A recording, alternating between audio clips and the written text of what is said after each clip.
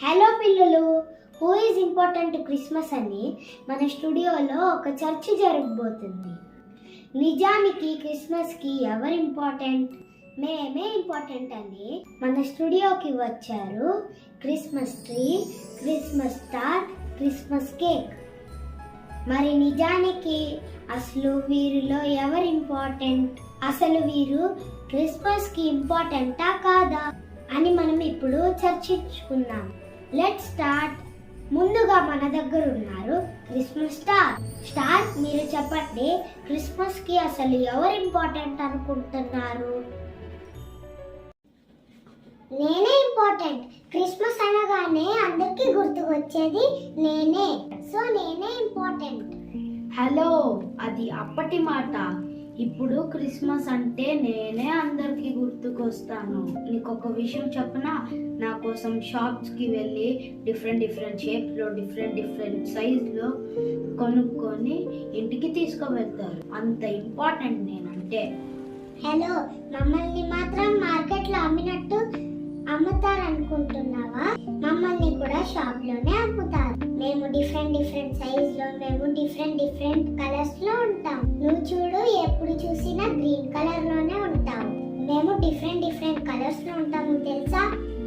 రే చుక్కగా. ఏంటి, నన్ను చుక్కంటావా? స్టార్ ని తెలుగులో చుక్కే కదా అంటారు.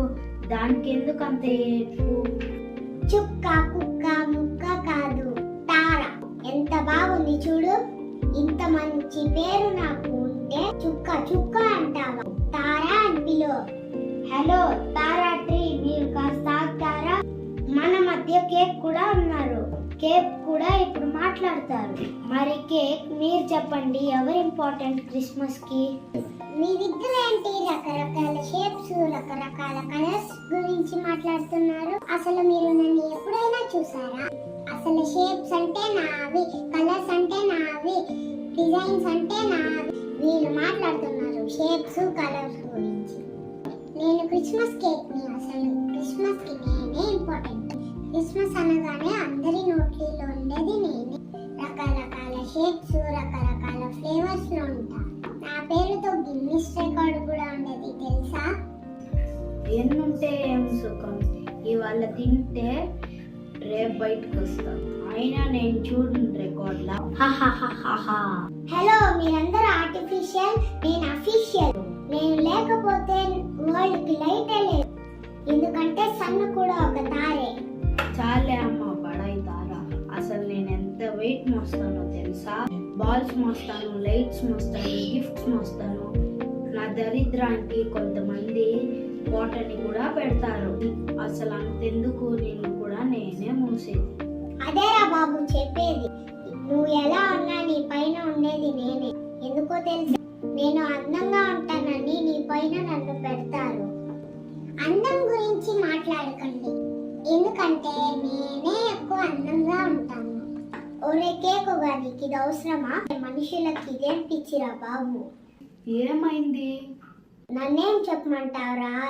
నన్ను ఇంటి పైన, కిటికీల పైన, చర్చు పైన కూడా వేలాడదీస్తారు. నా లోపల ఒక బల్బు పెట్టి వేలాడదీస్తారు. నేనేమో చలికి వణుతూ, పగలేమో ఎండలో చచ్చిపోతున్నాను రా మామ. అందుకే నేను ఇంపార్టెంట్.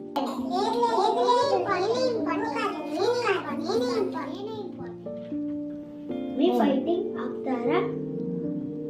మన మధ్య ఒక కాలర్ ఉన్నారు. వారు ఇప్పుడు డిసైడ్ చేస్తారు అసలు క్రిస్మస్ కి ఎవరు ఇంపార్టెంట్. కాల్ కనెక్ట్ చేయండి. ఏంటి అందరూ గట్టిగా అరుస్తున్నారు? అసలు ఏం జరుగుతుంది ఇక్కడ? ఇక్కడ జీసస్, ఇక్కడ క్రిస్మస్ కి ఎవరు ఇంపార్టెంట్ అని డిస్కషన్ జరుగుతుంది.